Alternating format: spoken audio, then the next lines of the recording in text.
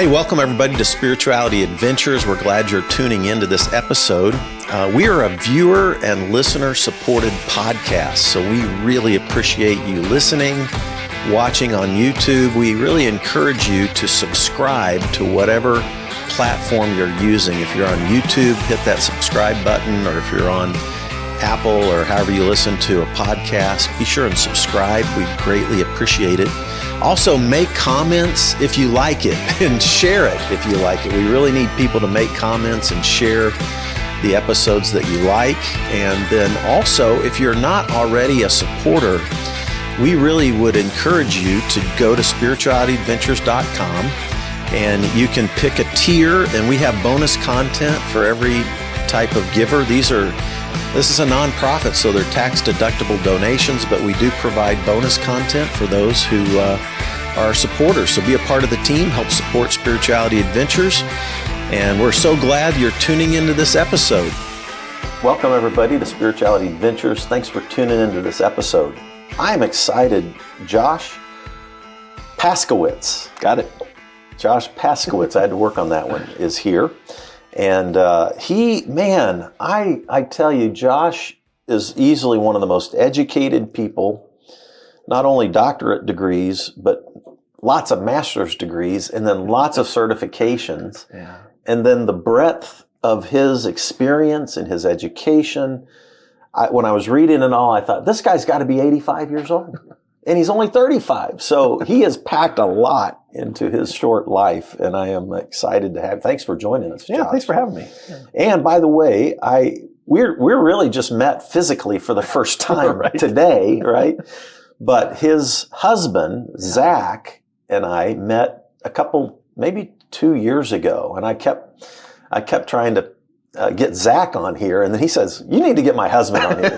And so I was like, okay, I'll do it. And then when he started telling me about Josh, I was like, oh, okay, yeah, let's get Josh on here. He's thankfully my biggest supporter with all that. That's all my PR for me. Yeah, so thank you for doing this.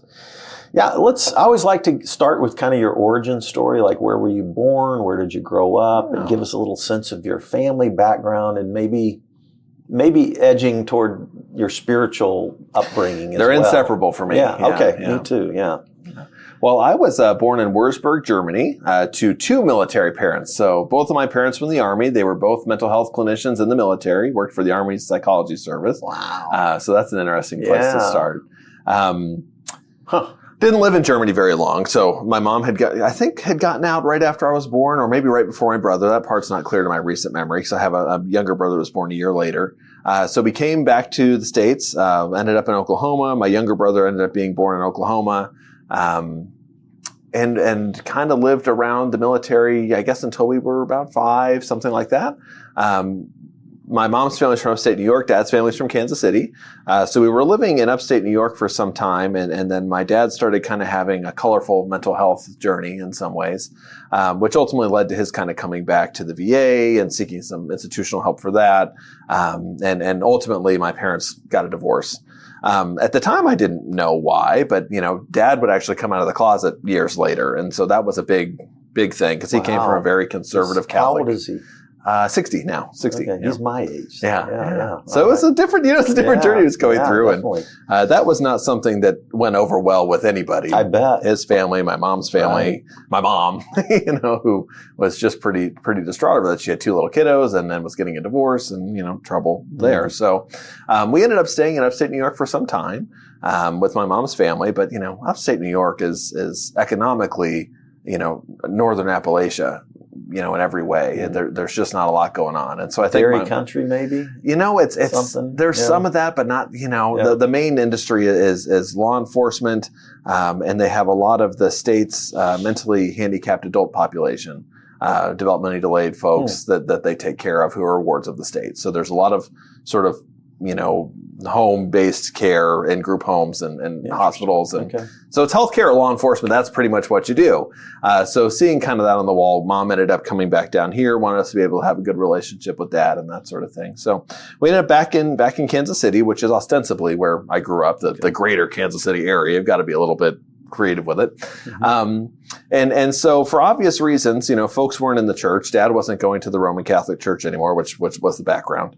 And Mom didn't want to reconcile with it either, wasn't going to seek an annulment. Neither one of them wanted to claim some wrongdoing to get the sacramental boop that says you're free to move on with your life. So kind of went through a period of not having a ton of church involvement. Christmas and Easter, Catholics go to the high holy days, if you will, and check in.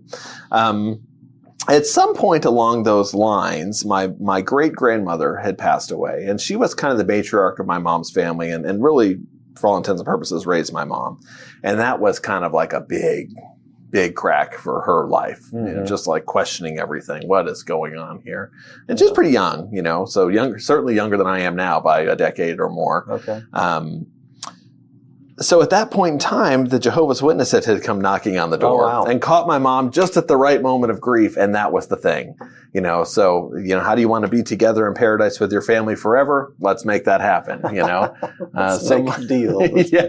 Mom was real receptive to that. Her new husband at the time was definitely not. I think he was raised Presbyterian and didn't participate for a long time. So there was some trouble there.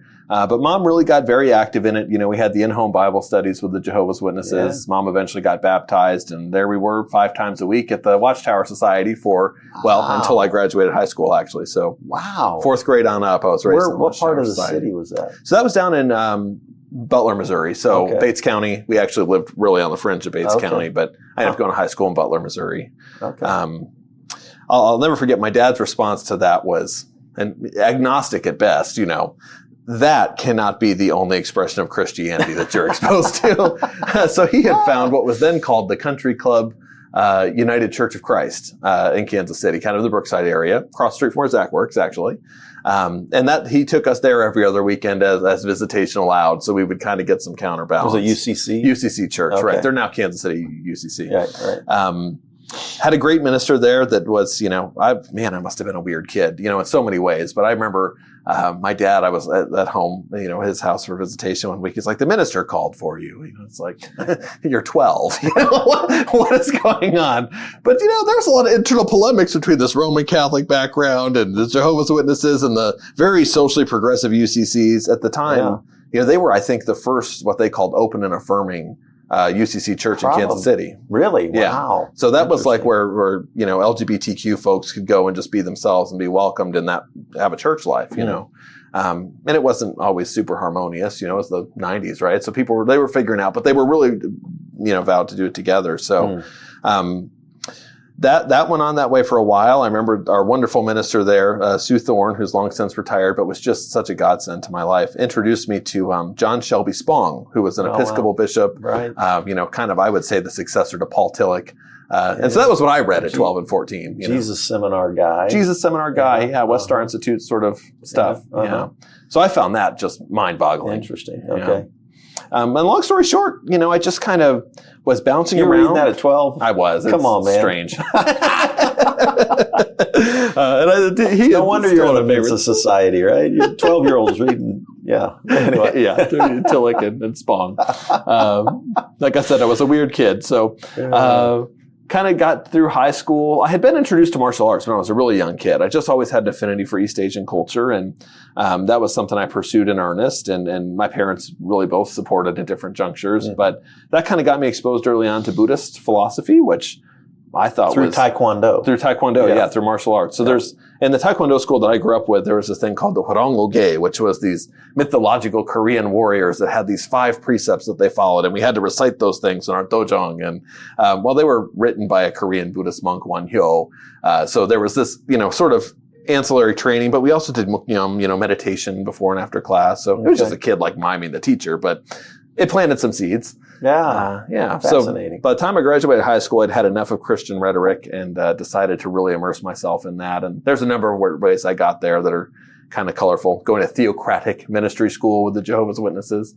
Wow.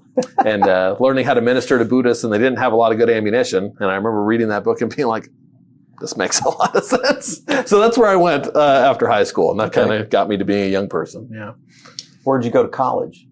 Well, kind of all over the place. So I had an interesting situation. And that I was, we hadn't passed this legislation these days where you could have health insurance and things like that. You were 26 and be supported in school. But there was enough situation. I couldn't really afford to go to college. The Jehovah's Witnesses proactively don't want you to go to college. It's not allowed. It's too worldly. And that'll get you booted, but I was already in that arena. And parents couldn't afford to pay for it, but I was still beholden to their income to figure it out, right? So I actually kind of put the damper on that.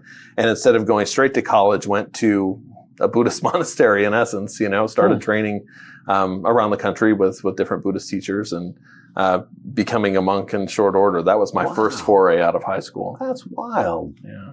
I've hardly met anybody who grew up in southern Missouri who went in to become a Buddhist monk after high school. You're the first. So it's good. There's going to be a lot of firsts here on this one. So that's great. Yeah. So how long did you do that? So that was pretty much, up until recent history, I was very much still involved in that kind of as a at least partially full-time endeavor, but certainly made time for other things. Kind of did their equivalent of what would you consider seminary training. Wasn't in any formal accredited program, but eventually found my way leading a couple congregations here in Kansas City. Like Buddhist like Sanghas. Yeah, Sanghas, right, Okay. right. By the way, Sangha is the Pali word? Sanskrit and Pali. Sanskrit and Pali for basically community. Community, right? yeah, right. Similar to Kohelet in the Hebrew Bible. Yeah.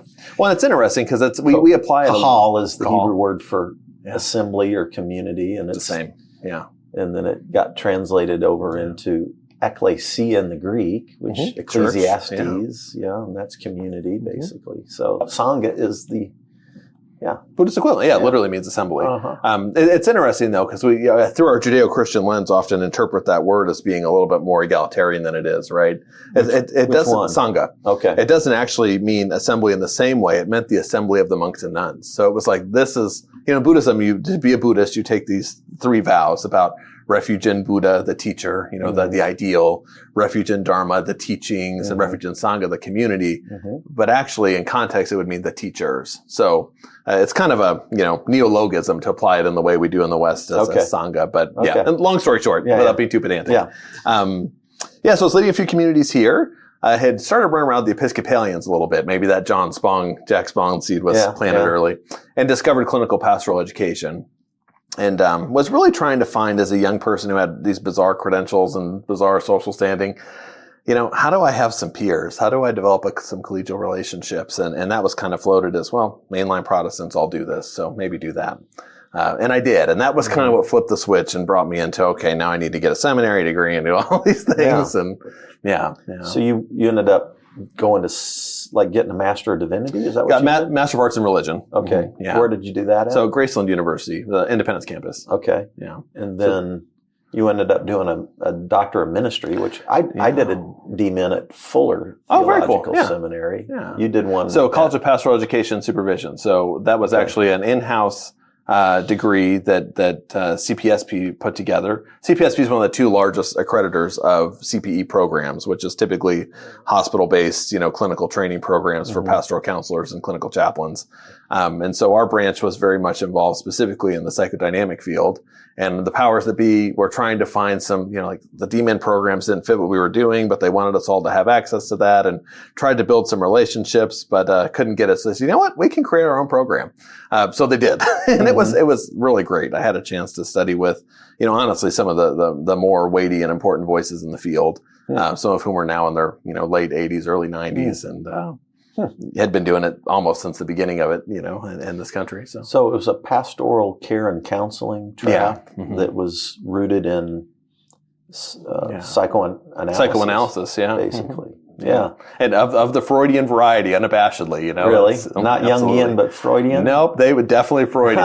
Jung is the easier route, but Freud, that's a whole conversation. But Freud had one of the earliest lay psychoanalysts, Oscar Pfister, was who Freud approved as a psychoanalyst who wasn't a physician. By the way, there's a new movie out Yeah, I saw it recently. I haven't seen it yet, but somebody said it was amazing. I think it was great. Yeah, theoretical conversation between Freud and C.S. Lewis. Yeah. Was it interesting? It was good. But the caveat I would give, even as something of a Freud nerd, you really have to be rooted in not only, Lewis's life in person and work, but Freud's life in person and work, and his daughter. It's not all expressly mapped out. So it's a little heady, but it is a great movie. Yeah.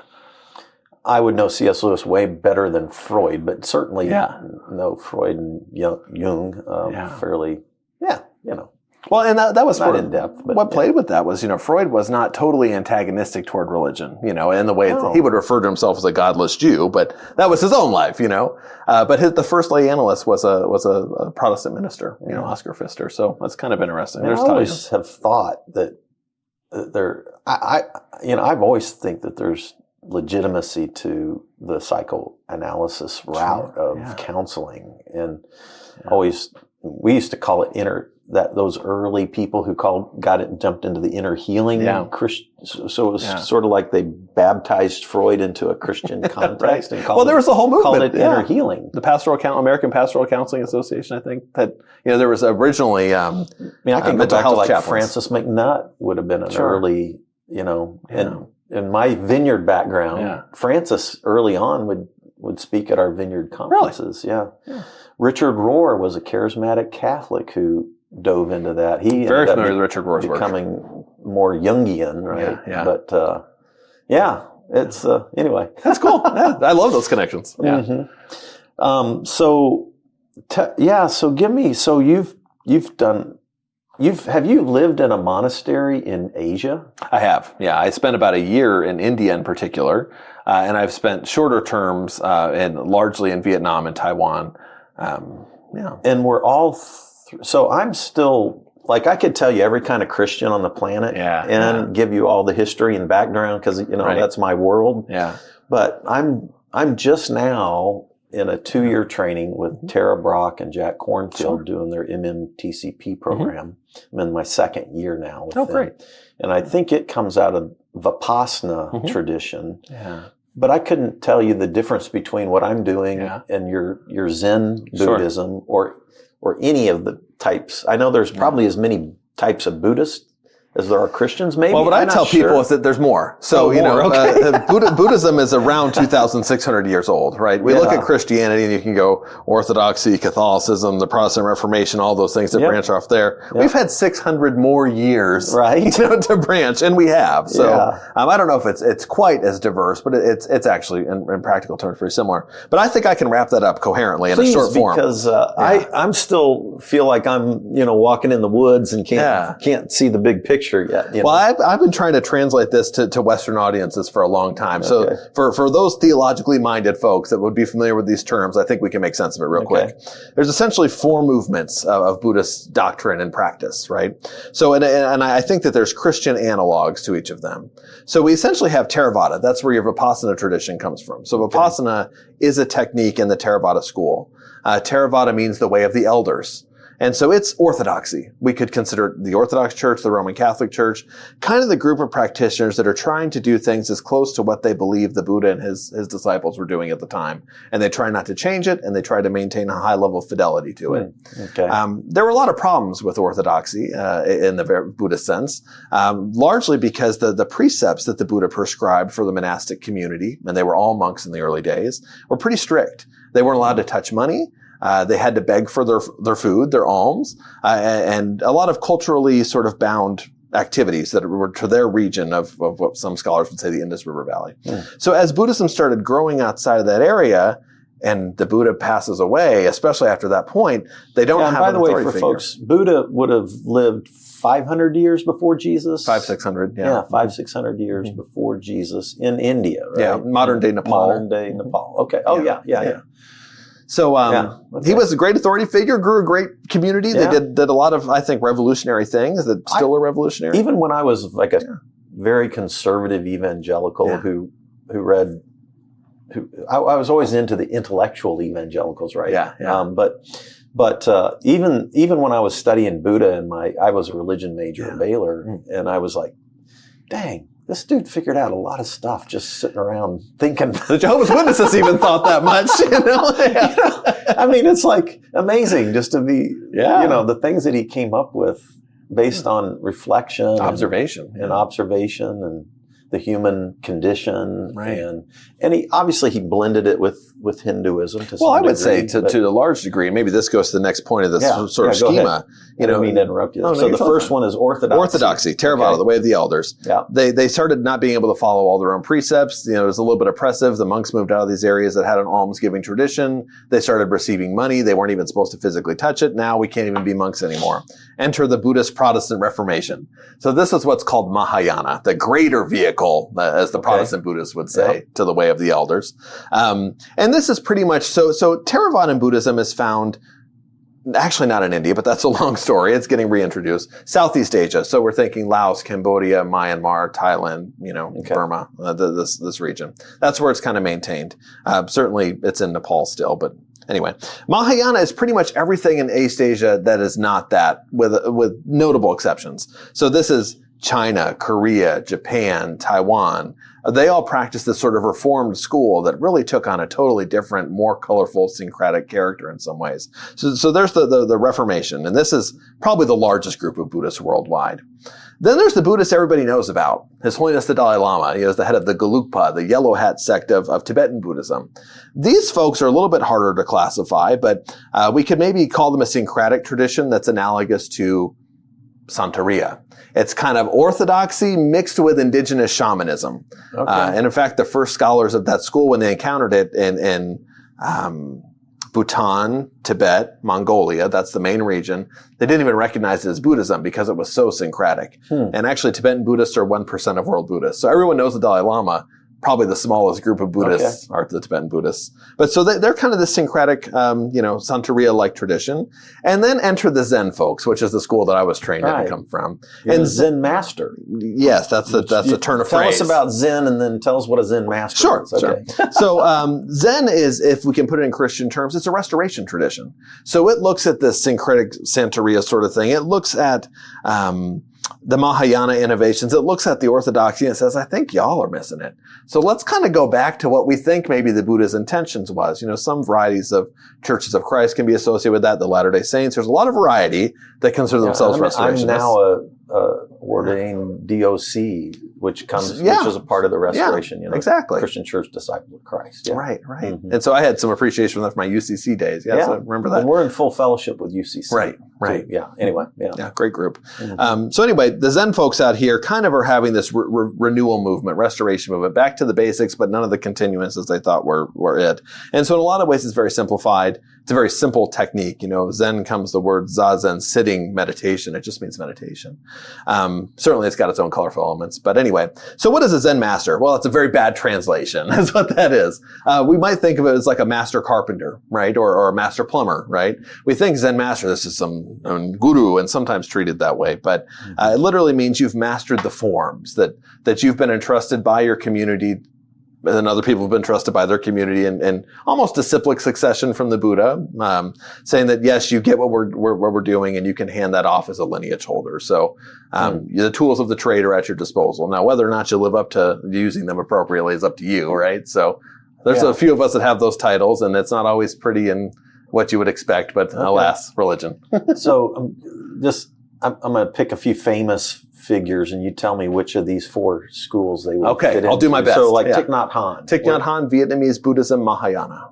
Actually, but also, so Zen, sometimes people put Zen as a subset of Mahayana. Okay. He was a Zen master, Thich Nhat Hanh, but probably would be more associated with the Mahayana school. Okay. And then what about, I'm going to blank on, I can't believe I'm blanking on his name, the dude that, I think he just passed recently, but he was one of the Harvard dudes that was experimenting with LSD. He's got a Jewish background. Oh, Ram Dass. So Ram Dass studied with a guy named Neem Karoli Baba, who was a Hindu guru. He wasn't even Neem Karoli Baba's longest disciple, but he was the one that made him famous in some way. So he was not a Buddhist officially, but certainly flirted with Buddhist concepts, as many of Neem Karoli Baba's students did. So somewhere in the mixture of not anywhere, but also circumambulating Mahayana, I would think. Okay. Yeah. All right. Interesting.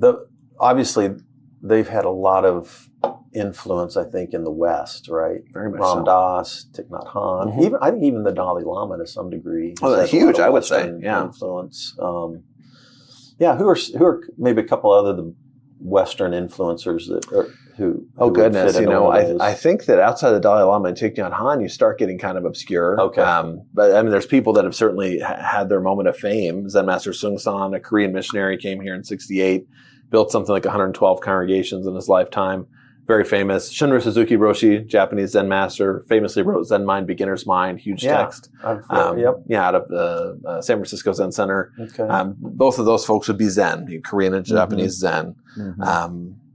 Yeah. So when you spent time in the 3 different monasteries in Asia, which 3 locations were you in, and were they all So actually, were they all Zen Buddhists? Yeah, no. So I spent a lot of time in India. Like I said, a whole year there. It wasn't in one monastery. I was actually a traveling monk. So there's a tradition for some monks and Hindu gurus as well, sannyasis, to not stay in a place longer than 3 days. That's part of the spiritual discipline. So I was bouncing around with a sannyasi as a personal attendant from monastery to monastery all over India. And so stayed in bunches of monasteries there. Same thing in Vietnam. I've been invited at the host of the Vietnamese government, actually, for United Nations World Day of Vesak that we held in Hanoi, I think in 2018. So I've been paraded all over Vietnam, but spent probably the most time in Hue, central Vietnam, which is kind of their epicenter of Buddhist culture.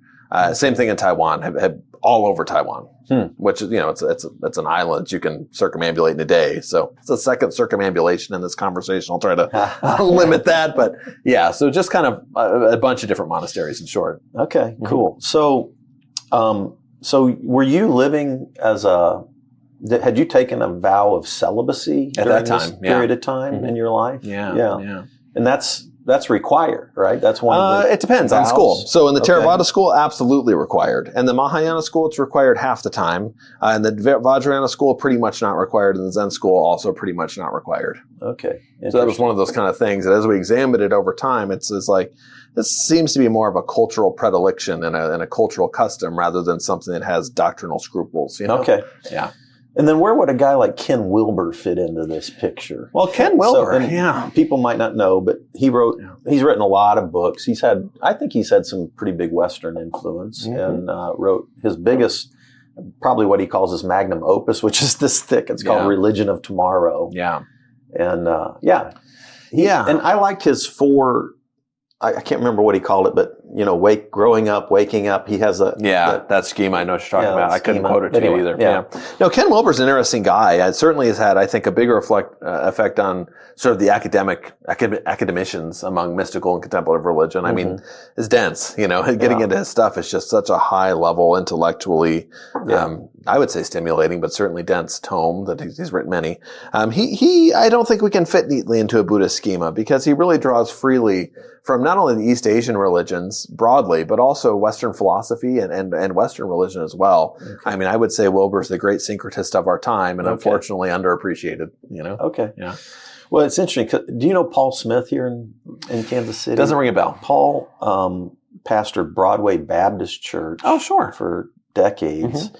And, it was Southern Baptist, and then he moved it into Charismatic, and then he moved it in. Yeah. He just kept moving progressives. And then when he hit my age, he finally figured out he was gay and divorced his life. His granddaughter went to my church. But anyway, Paul's written a couple of books, and he's taken Wilber's, some of Wilber's model and translated that into more of a Christian book. So like Richard Rohr and Wilber have written forwards and afterthoughts on 2 of his books. Well, you couldn't ask for better than that. Yeah. So, like Paul is a friend. He's in his early 80s now. But, I've interviewed Paul on here too. Oh, I'll have to look that up. Yeah, it's a good interview. He's a fascinating journey himself, So anyway. Very cool. Okay, so man, where do I want to go from here? Bhakti yogi. Yeah. Bhakti. Tell us what is that? So, I think I talked about in my life having some struggles with divinity, with the internal Christian polemics. And my best friends growing up were Hindu, very devout Hindus. They owned a couple businesses in town, and I'd go play cricket with them in their parking lot and eat food with their parents. This mom would make wonderful Indian food, and then go to the Hindu temple and all these things. So I had this influence of these really holy people who were really devout and pious, good folks who somehow in the metrics of a lot of the religion I've been exposed to were not going to make it. That was a big problem for me growing up. And so, kind of entered high school, went to this not atheistic, but certainly non-theistic tradition, which is Buddhism, and just kind of put that on the back burner. At some point I realized that I needed to figure out where I was with this theology thing. Like, all right, so this question about God or not God, where are we with that? And some of the people I'd met that were most convicted, I think, in a tangible way of a belief in a deity, a personified deity, or the bhakti yogis. So bhakti means devotion. That's one of the 4 traditional schools of yoga. There's, karma yoga, which is just being an ethical person in the world, good business practices, treating people well, reaping the rewards of what you sow, sort of thing. There's jnana yoga, which is the intellectual side, trying to discern the Buddhist path, what is the nature of reality through intellectual permutation. And then, of course, there's bhakti, this path of just devotion. Certainly it's scholarly, it has those elements, but at its heart, it's about seva, service, and bhakti, devotion. So it's a form of Hinduism that is really just about that. Everything you do, devoting your life to God. Before you even, eat your food, you actually prepare food for God and offer it to God, and you eat the remnants, the prasad, what's left over, and everything is within that container. So spent a lot of time running around India, right, with the bhakti yogis and trying to pick up what they were putting out. Are all the yoga traditions, and are there as many yoga traditions as there are Buddhist traditions? Yeah, that's hard to say. There's 2 forms of yoga, right? There's, if we want to be broad about it, there's spirituality yoga, the thing that we might think of. And then there's the modern physical sort of practice, the asanas. The physical practice, that has its roots into antiquity, but really was kind of like a turn of the century thing that was exported to the West. Okay. There's thousands and thousands of schools, because every white dude, if I can, has one, that gets some credentials and ability to market something, will do it. And they often fall on their face. So there's thousands of schools of that physical exercise yoga, usually with a trademark after them, and fewer schools of what you might think of as the streams of yogic philosophy and spiritual practice. And would all of those flow out of Hinduism? Yeah, and we should say that Hinduism isn't a thing. It doesn't exist. Hinduism is an academic catch-all that's convenient to kind of capture this stream of spirituality that comes out of the Indian subcontinent over the course of 5,000 years. Okay. It's so much. If you were to put Christian sects and Buddhist sects together, they still couldn't touch on the diversity of Hinduism. Wow. So yeah, interesting. So you've got 3 books out that came just boom, boom, boom, right? Right. Yeah. 22, 23, 24, Zen Happiness, Zen Buddhism, and then Indian Spirituality. And that's just about ready to be released. This coming up in April? So actually I just found out that the second book, there's a German translation. So I'm throwing that in there. I'm counting it. Nice, so that's coming out the 15th of this month. And then May 7th, the Indian Spirituality text will hit shelves. Yeah. Okay. And the Indian Spirituality is the one I want to read. I haven't read it yet, but in the summary, it said that you kind of given an overview of Hinduism, Jainism, correct me if I'm pronouncing these wrong, Buddhism, and Sikhism. Most Americans say Sikh. I think Sikh is actually more preferred. So there are some Sikhs that would say Sikh. My friends that are Sikh say Sikh. I hear that more in America. And then you go to India and you hear more Sikh. Oh, so really? It's an internal struggle. Okay. Well, my friends that I know are American Sikhs. I've noted that here too. Okay, interesting. All right. Yeah. From India, but Right. And then I think even Valerie Kaur, I don't know if you're familiar. Kaur, Kaur. Yeah, I don't know her, but I know the name. Background is Sikh, I think. Sure. Oh, yeah, I have a friend that's going through, in his residency for psychiatry, who his family background is Sikh. Very good. So, but give us your quick 3 breakdowns of Hinduism, Jainism. Yeah.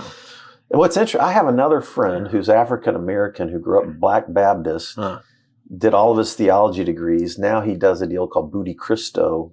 And he's I've had him on, and he's a monk and very much into Jainism. Oh, interesting. We discussed Jainism on this podcast. Now I'm going to have to be mining your archive here. Yeah. Yeah. So those are the four what we call dharmic religions of India. So those are kind of the native religions of the Indian subcontinent or their mainstreams.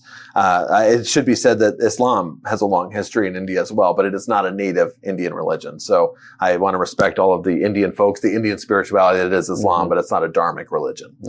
So the dharmic religions, Hinduism, like I said, is kind of this academic catch-all term for this stream of thinking that goes back to the pre-written, pre-verbal history, even in a way. Yeah. Just the antiquity of the Indian subcontinent.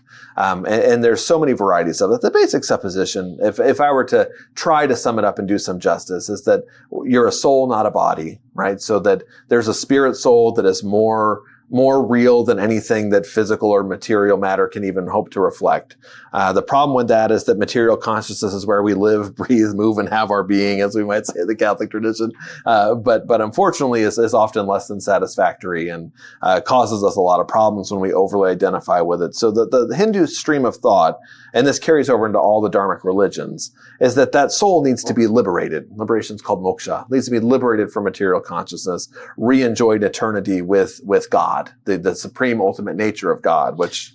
And by the way, I was taking a Hebrew class at Midwestern Baptist Theological Seminary, and there was a gal in there who was from India who was Hindu, taking a Hebrew class at Midwestern Baptist Theological Seminary. I teach at Central, and we get some diversity like that too. And I was talking to her, she thinks that the ancient Hindu tradition of Brahman is monotheistic. That was her take on it. You can say that. I thought that was fascinating. You can. There's actually, and then with 1,000 manifestations of that God, which is all the Hindu gods, right? There is a strong monotheistic current in Hinduism. Okay.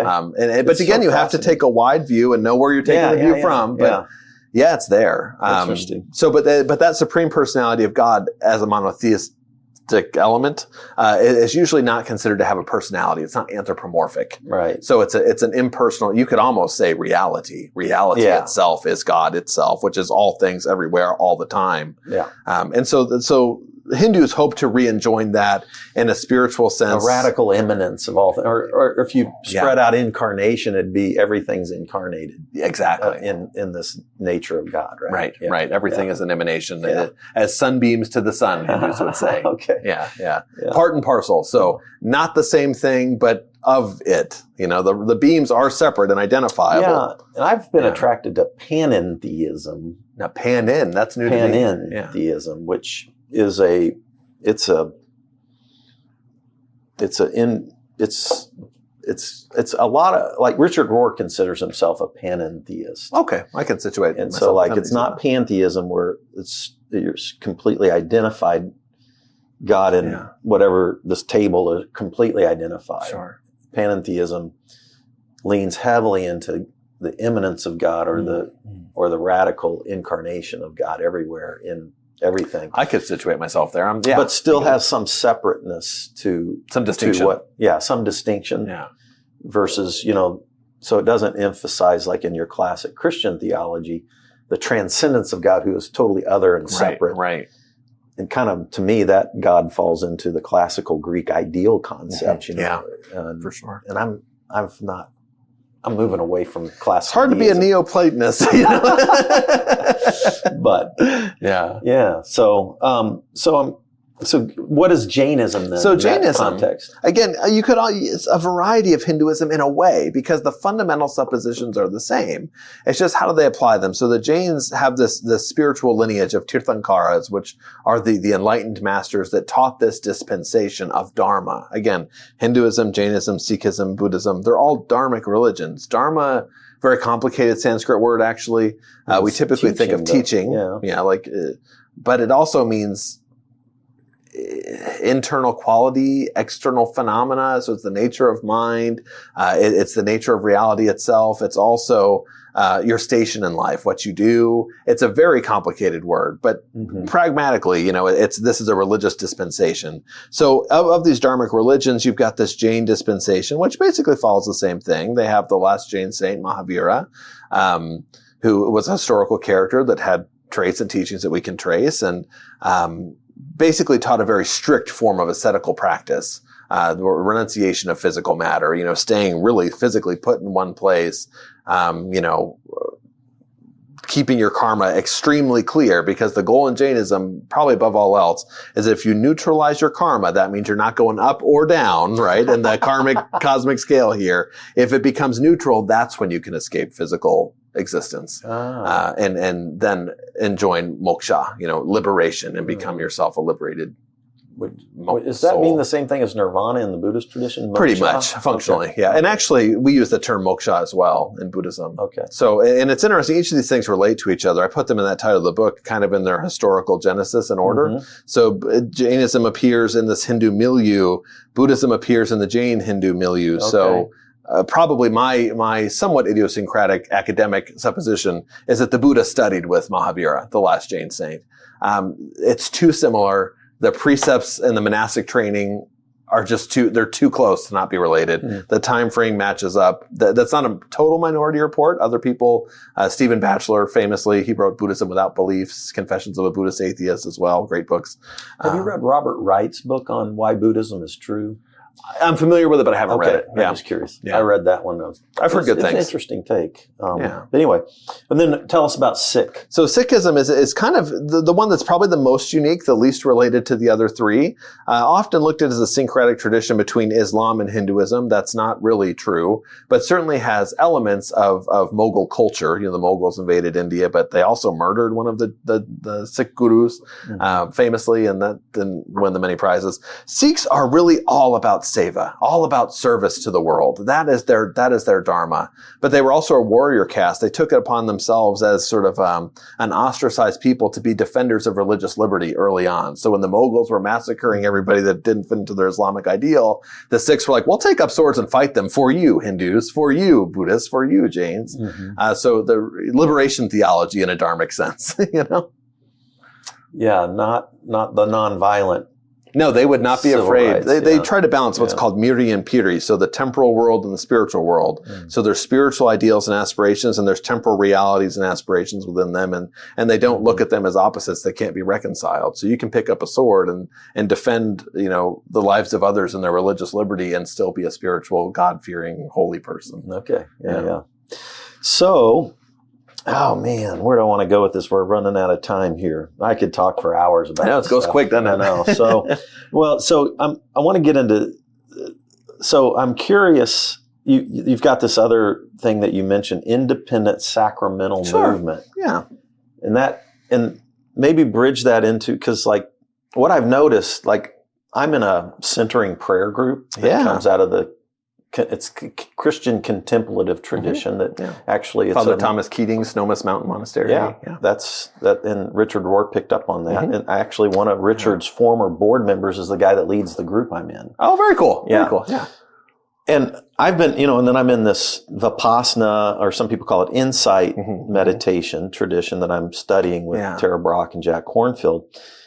And as I study the Christian contemplative prayer thing and I study the Buddhist thing, I'm going, what's the difference? Because I'm not, and I ask people this all the time, and I still haven't gotten an answer that's satisfied. They seem so overlap, except for the Christian language that sometimes comes with the It's almost like, to me, there's some Christians that are afraid of being Buddhists. I think that's exactly it. So they call it contemplative prayer and put Christian language around, but do the same thing. It. Yeah. And then there's others that don't care if they're Buddhist or Christian either. Judeo-Christians, right. Jubus, whatever the case may be. Buddhism fits easily with a lot of people. Right. It's a non-theistic religion, right? So it's not atheistic, it's non-theistic. It's kind of like, if I don't play tennis, that doesn't mean tennis doesn't exist. It's just I don't do it. So if you want to hang out with me and play tennis, you can do that. That's what Buddhism does really well, So the centering prayer piece, this is the unspoken reality of it, is it's directly influenced by Buddhism. Yeah.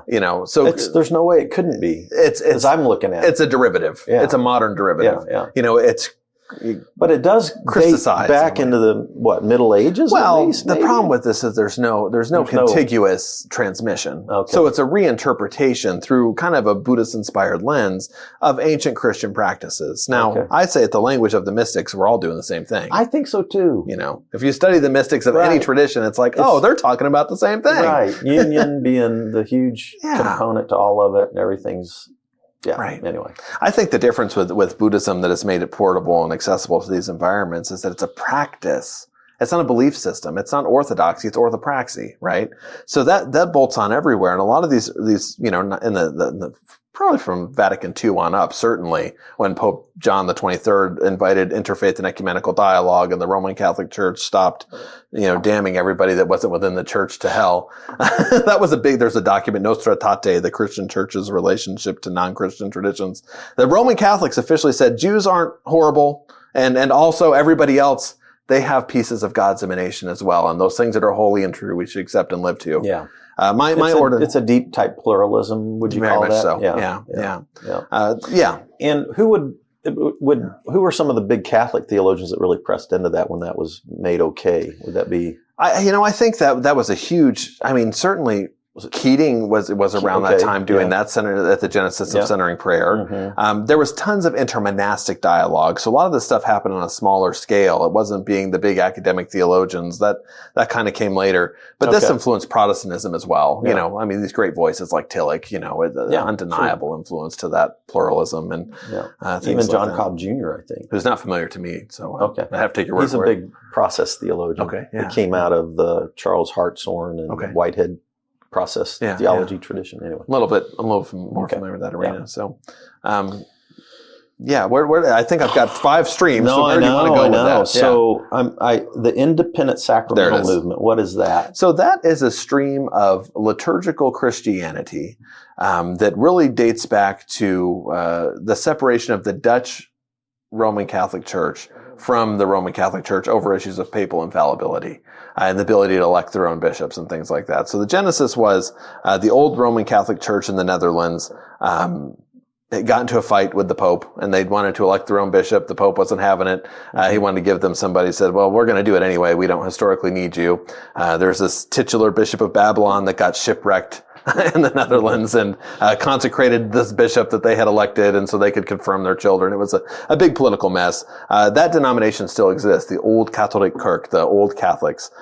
They found their way through a number of doing Latin masses and stuff. No, they're actually super progressive. So there are branches of this that are super conservative, but the official Old Catholic, super progressive, female clergy, married clergy. They're in full communion with the Episcopal Church. They're basically Episcopalians, to put it in American terms. But that tradition made its way to the U.S. And largely because there were a bunch of disaffected Catholics who weren't Anglicans. And so they wanted to maintain their Catholicity and be able to practice that outside of the auspices of Rome. So the Old Catholics were a way to do that. That has become a very diverse, very colorful tradition over the past 100 years or so. But I found my way into it by accident, coming back from Taiwan, being homesick, deciding again I was going to foray into this sort of theological world, and eventually found myself being ordained in that tradition and pastoring a community and reconciling a lot of my, religious trauma from my childhood with my chosen suppositions and examined positions in adulthood. And still some of my best friends hang out there now. Interesting. I wasn't even familiar with that. There's about 1 million of us in the United States. And I'm more formally with the Episcopalians these days, but for a number of reasons. But it's a beautiful tradition. Okay. Sometimes too colorful. All right. So let's. So that gives people everybody you can see. And plus he's part of the Mint, so he's easily probably one of the highest IQs I've ever interviewed. Okay, so, but man, it's fun to you've got. Yeah, you're not dull and boring. And I love well, that's that. Always good to hear. Yeah, most bookish kids like myself need to hear that. There's a lot of nerdy people who just aren't interesting. And it's like, this is fun. So so this has been a curiosity to me since my research, because I grew up Southern Baptist and I was in sort of a charismatic evangelical movement, and then now I'm probably a process guy now. But at any rate, Zen Jesus.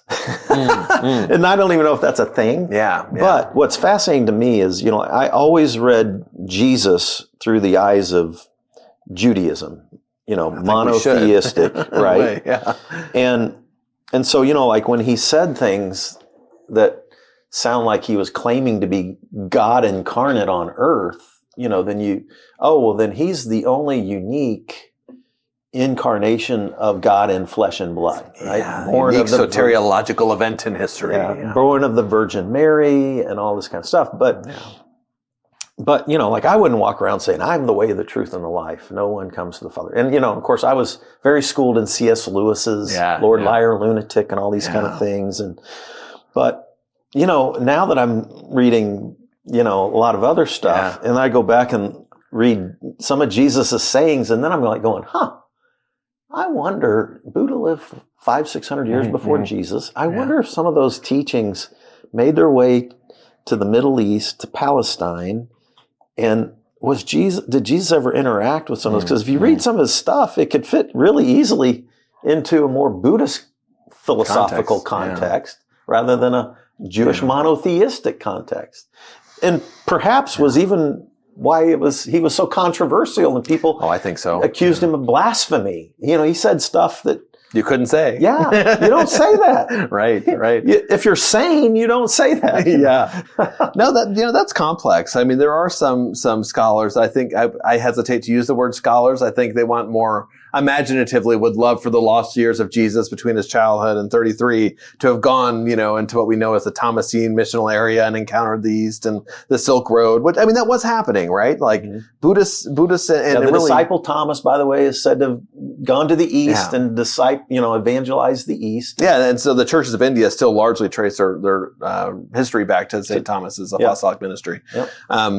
So, the first Buddhist statuary was Greco-Roman in style because it was transmitted along those lines. But personally, I think we have no evidence to say that happened. And I think Jesus' message is sufficiently unique. And I love that because Jesus is saying some of the same things, right? And so what that tells us again is that, as Richard Rohr would say, there's this perennial message that occurs time and time again throughout history. That's, you could say in theistic language, God making God's self known to people through our faculties. And then I'm getting into some heretical Christology here, but, it works. High Christology, low Christology. And I think you can bridge both, which is perhaps my weird understanding. Instead of doing a hierarchy, do it sideways. Even like a continuum rather than a linear, polarity, I think. That can work too. But Jesus was without any question a mystic, and again, the mystics are always speaking the same language regardless of where it's situated. You can't read John 17, the high priestly prayer that may you be one as the Father and I are one. I mean, it's all the oneness stuff, right? Well, and beyond that, even beyond the synoptic in John's gospel, if you look at the history of the church, it was conciliar. We were voting on what's true about Jesus, what's heretical about Jesus. And the number of people that said this was true, however many hundred years now by the Fourth Council, whatever, the Gospels are written 7 years later. Was the minority report actually correct? The reality. Well, because you look at the Gospel of Thomas, for instance, which is a fascinating wisdom text, not included in the official canon of Protestantism or Catholicity, but you read that text and it's like, holy crap, this is a guy that got it. He got what everybody is saying and did it really well. And pieces of that are still in sort of conciliar Gospels. My professors just kind of dismissed as Gnostic. But, and it's not even a Gnostic text, which is my frustration. Like, it was in the Nag Hammadi library. It is, however, not a Gnostic text. It doesn't teach the Gnostic worldview, of, right? The pleroma and all of this. So Jesus was a mystic. The mystics have it figured out. Let's all do that. I'm there. I'm there. All right. So then help me out with this, okay? Because we're going to go over a little bit. That's cool. Yeah. So evil. Evil. Throwing some theodicy at me, aren't we? Right. Yeah. This is challenging because my friends in the process world are like, one of my friends just wrote a book. He's a Nazarene who's going to get kicked out because he's LGBTQ plus affirming, and he just wrote a book called The Death of Omnipotence. Oof, can't say that. And then he's coined the term omnipotence. Amy being love. Yeah. And most process theologians argue for an uncontrolling, loving God. That would be so God is always co-creating, but he doesn't act unilaterally. So omnipotence dies 1,000 deaths because, if you just start thinking about what God can't do, even if you're a Calvinist, Calvinists would, if you drill them down, there's still things that Calvinists say God can't do, right? Yeah. So then you just start going what God can't. And then when you get into suffering and the problem of evil, that's where it's so hard to hang on to an omnipotent God who has all Some power. would say it's impossible. And I feel that way. If God just stands by and watches the Holocaust and doesn't do anything about it, like that's kind of all for some sort of melodrama that's playing out in the heavens that actually never makes its way into our modern lives. Do we want to worship a God who sends his kids to hell, her kids to hell for all eternity? And it's just you just get into these weird concepts. I want God. My new verse, I memorized thousands of verses. Conservative evangelical and Catholics, we don't. But I memorized the Word of God, but my new one that I've only memorized one the last 4 years. Yeah. It's 1 John 4:16. God is love. Those who live in love live in God, and God lives in them. And that's where I want to. If I'm going to build an idea of God, but evil is still really hard to deal with in a theodicy thing. And then if I understand, say, Buddhism, it's almost like it doesn't exist. It's a non-issue. Which is not to say that things are not, that couldn't be cast as evil. But they still talk about doing no harm. We would talk about skillful versus unskillful. Okay. Right? So, or Zen Master Sung San in his broken, but I think often succinct English would say. But for our audience, in the Buddhist tradition, really, everything is as it is, and you have to deal with life on reality and on reality's terms, and everything's always a mixture. Yeah. Everything's always impermanent, right? Impermanent and insubstantial. Doesn't really have a finite self-nature that you can pin it down to. Exactly. So it really almost like evil doesn't exist. And that's where you get in the idea, well, then suffering really doesn't. And we would say that's also true. But I mean, there's this important doctrine in Buddhism. So that's where I bump into, because I'm like in justice and, I see in the world and there's suffering. Well, it's Miri and Piri we talked about in Sikhism, right? The temporal and the spiritual. In Buddhism, we talk about rupa and shunyata, form and emptiness. There's sort of this dual nature that reality can be perceived through, as spiritual and everything else, good and evil. There's this binary. But at the mystical level, what we tend to see is it's more like a yin-yang, if you're familiar with that symbol, that yes, there's these two distinctive parts that you can find and you can point to. But when you start looking at the line between them, there isn't one. It's not a black line. It's not a white line. It's the nature of this mixture coming together that there's distinctives, but also it's one thing that's inseparable. And it's all mixed up together all of the time. And all of the mystical religions, regardless of their origin or genesis, all speak about this similarly, right? And I think that the problem... And the human experience is able to contain all of that, hold space for all of that. It doesn't have any other option. Yeah, right? I mean, but we struggle with that. Well, back to the psychoanalysis conversation, exactly. Right? I think that, and I'm a therapist by day as my primary job, right? Yeah. I need to come see you, by the way. Anyway, when we, kenosis, what Jesus would say, self-emptying, I think that's kind of what we do. Philippians, folks, the famous, most famous, probably ancient hymn in the whole New Testament. It's a huge thing that we ignore. Canonic passage. And when Jesus empties himself to become flesh and blood in this famous Philippians 2 passage. So and I'm using a little bit of creative interpretation of canonic process, right? But when we do this self-emptying, which I think is becoming transparent, at least with ourselves and maybe a spiritual director or God, whatever we fathom that to be, we suddenly realize that all those pieces that seem to be irreconcilable are already reconciled within us, just not always to our conscious mind, And that's heavy lifting. Because we all have these pieces within ourselves that could be cast contextually or out of context, probably more likely, as evil. These impulses, these things we've done, right? But then it's like in our life, do we view ourselves as evil? Well, probably not. But in my philosophical schema, I need that to exist. If you grew up like I did, I was pretty convinced from Total the Southern depravity Baptist. of man. Yeah, exactly. Yeah. You're like, you're a dirty, rotten sinner. You're only saved by grace. But I have in my clinical I like to practice, go- I think no one really goes there. They voice it, but I just wrote a blog called Original Blessing, which I was borrowing from Matthew Fox's right. masterful text, in my opinion. Yeah, I agree. Original Blessing. But yeah, living out of Genesis 1 and 2, not Genesis 3, right? Yeah, right. And Genesis God 3 created is the world and it true. was We good. experience shame. It's a human condition. But we really want to, like, what parent has a newborn kid and goes, oh, God, what a dirty, rotten sinner? Well, they're there, but we know that they're missing some neural connections, so. No, it's like the most beautiful, like, oh, my God, there's a God. I mean, wonder. And I think that we wonder. focus too much on Christology. We focus too much on theology. I think that contemporary theologians and the light of globalism and the internet and being able to talk to people with a multitude of experiences through time and space now, I think we need to go back and talk patriology. What is the nature of God? Because a lot of these problems, if we're always stuck on Christology, pneumatology, the Holy Spirit and Jesus. Who is it that they relate to or emanate from or part of in Trinitarian theology? When we start getting down to that, which is the heart of mysticism, a lot of these things reconcile themselves,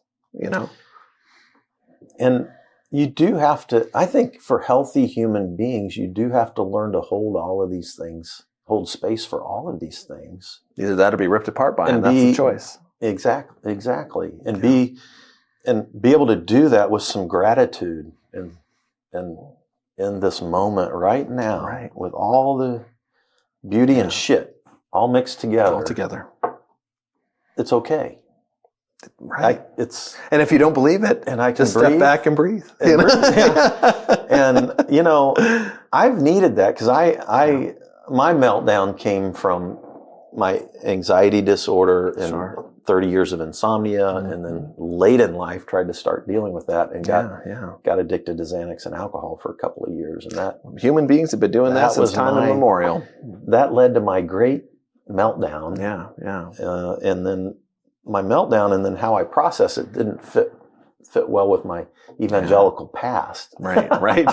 Because I went to the two therapy models that helped me the most after my meltdown were DBT, and that's what got me into that's what got me into mindful meditation. So the lady that founded Marshall Linehan is a Zen master. Yeah, I know. And Amy Tibbetts, who founded Lilac Centers here in Kansas City, she studied with Marshall Linehan. Yeah, of course. Yeah, and then because she's still around, right? Yeah, Marsha's still alive, and I hope to get her on my podcast. And then the other guy is Richard Schwartz, who founded IFS, Internal Family Systems, which DBT probably builds off a cognitive behavioral therapy model, and I think IFS maybe play around with psychoanalysis. It's certainly psychodynamic. Yeah.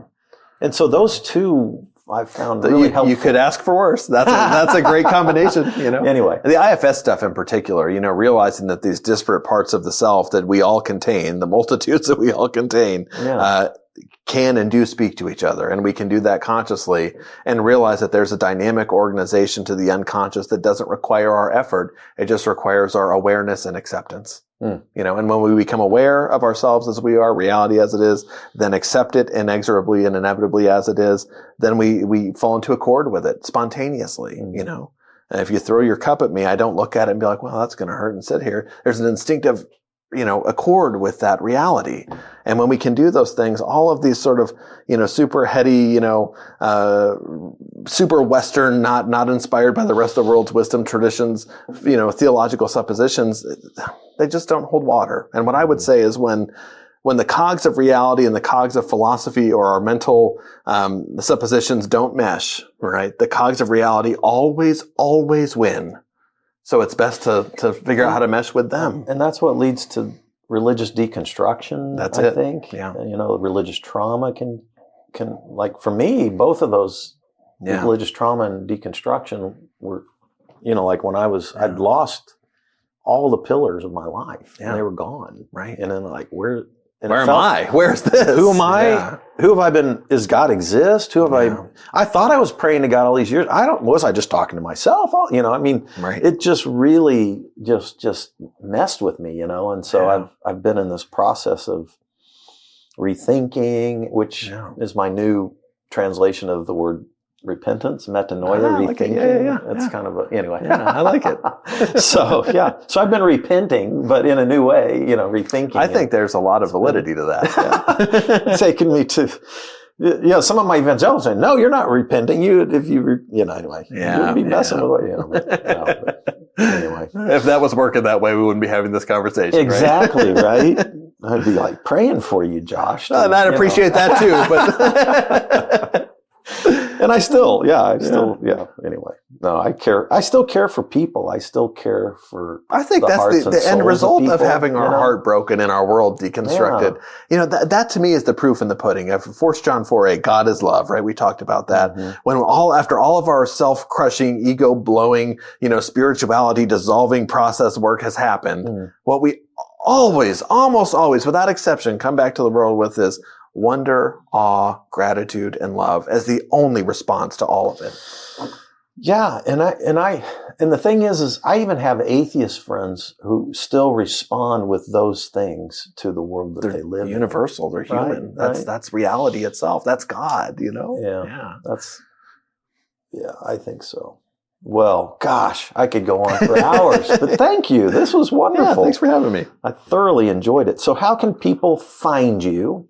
And like I say, I'm going to jump into your books, and I'm really interested in the Indian spirituality. Sure, But tell people how they can find you. So my website's super easy. It's drjrp.com, drjrp.com, drjrp.com.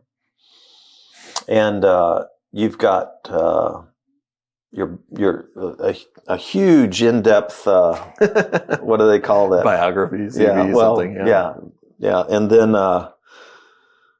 let's see, your books are featured on there. Mm-hmm. And got a link to my blog, I think. Yeah, your blog. And you can email me. I just read your blog on mythology you posted today. Oh, okay. Yeah. So very cool. Well, thank you for being on Spirituality Adventures. Thanks everybody for tuning in with us. Josh Paszkiewicz. There it is. And by the way, you have I guess in the Buddhist tradition, do you have a mentor that gives you a new name? Almost, yeah. I've had that happen 4 times in my life. And so your name, I couldn't say. So probably the one that I think you drew from my website probably is Shunyananda. Yes. So that one actually, it was that's kind how of a you joke. signed off your blog. Yeah. Shunyananda. Yeah, it's still sort of my. And what does that mean? Cure. It literally means bliss in nothing.